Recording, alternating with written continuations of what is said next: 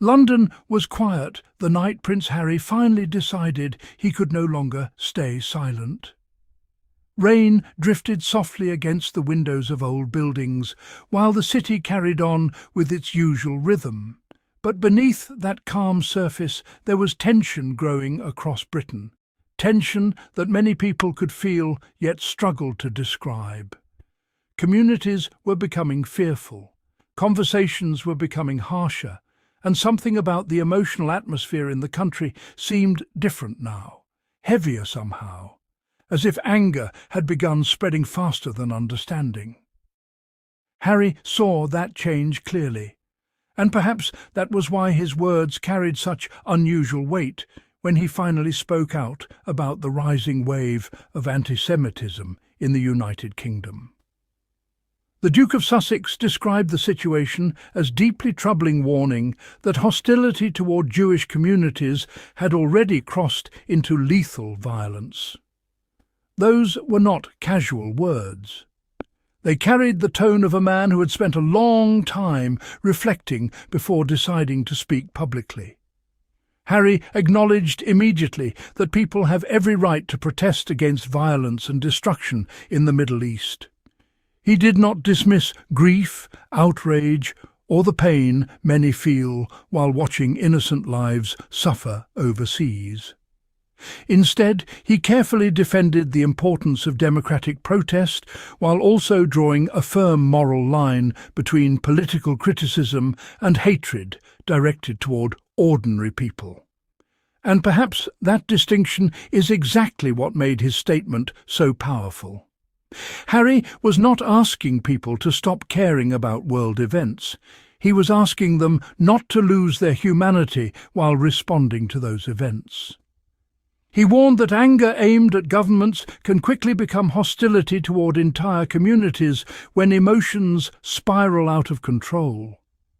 Jewish families living in Britain should never become targets for rage over decisions made by political leaders thousands of miles away. To Harry, that was not justice. That was prejudice. There was something deeply personal hidden inside his words, too. Many people immediately remembered Harry's own painful history, with accusations of insensitivity after the Nazi costume scandal many years ago. At the time, he was young, reckless, and completely unaware of the emotional damage such imagery carried. The backlash was enormous, and for years that moment followed him everywhere. In his recent article, Harry briefly referred to learning from his past mistakes, and though he did not explain further, the meaning was clear. He spoke as someone who understands how ignorance can wound entire communities, even when the harm is not fully understood in the moment. That honesty mattered because people often listen more carefully when they sense humility instead of perfection. Harry did not present himself as morally flawless. He spoke as someone who had grown through painful public mistakes and who now recognized the dangers of hatred more clearly than before.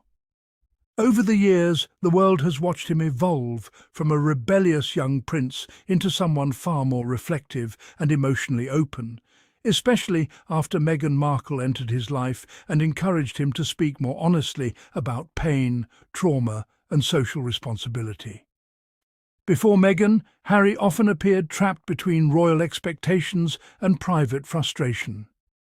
He smiled when required, carried out official duties, and maintained the image expected from a senior royal.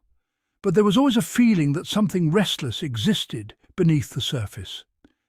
Then Meghan arrived, and slowly Harry began speaking differently.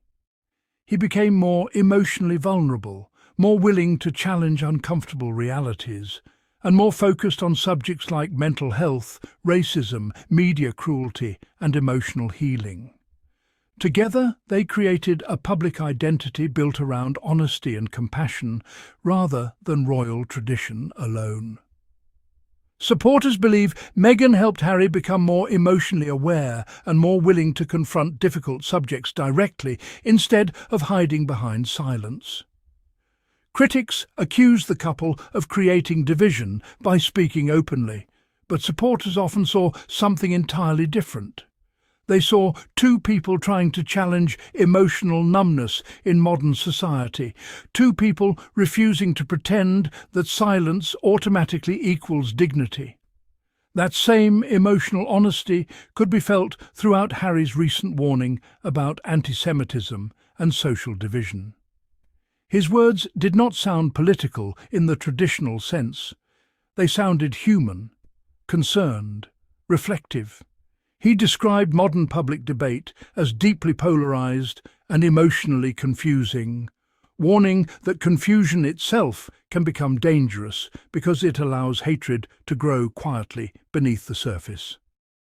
Social media has intensified that problem dramatically. Every issue becomes tribal online.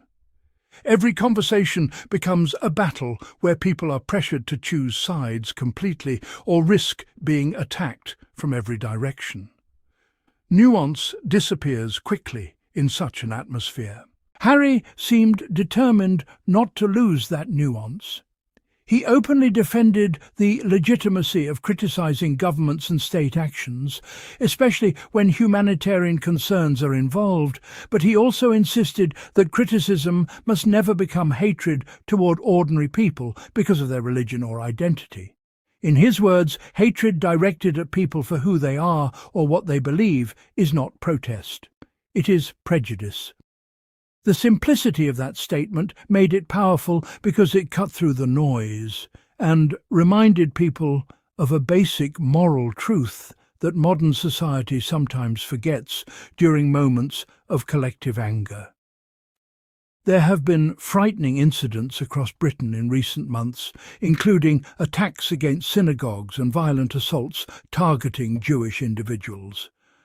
One attack in Golders Green, where two Jewish men were stabbed, deeply unsettled many communities already feeling vulnerable.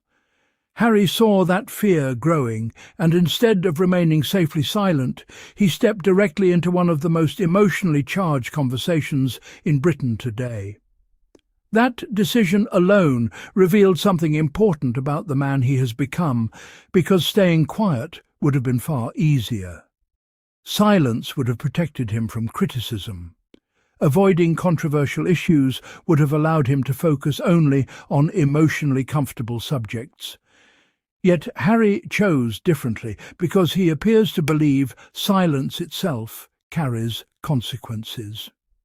In his article, he warned that saying nothing allows hate and extremism to flourish unchecked.